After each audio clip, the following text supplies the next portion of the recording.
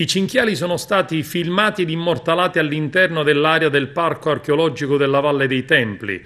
La notizia diffusa alcuni giorni addietro sembrava una bufala. Giornalisti, animalisti ed appassionati di mezza Sicilia pubblicarono foto dei simpatici e pericolosi animali, ma adesso la conferma ufficiale.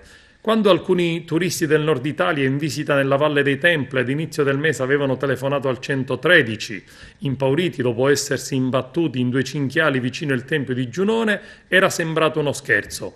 I due visitatori si erano arrampicati su di un albero per non correre rischi. La polizia, chiamata d'urgenza, aveva rastrellato la zona senza trovare traccia dei due animali.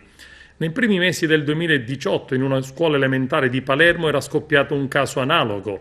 Alcuni cinghiali robusti e molto feroci avevano fatto irruzione dentro la scuola, sfondando una porta, ferendo un bidello, terrorizzando grandi e piccini e per poi essere uccisi dagli uomini della forestale.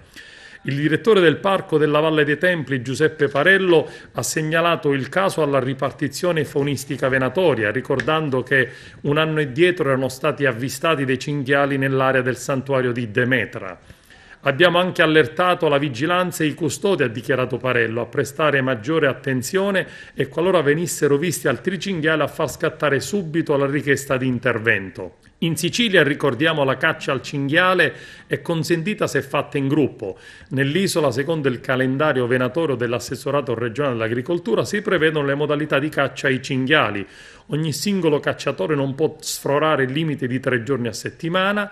Non ci resta adesso che ipotizzare una taglia a chi riuscirà a cacciare il cinghiale nella Valle dei Templi e cucinare entro un anno un piatto tipico con ragù di cinghiale selvatico o dalla cacciatora per gli amanti della carne.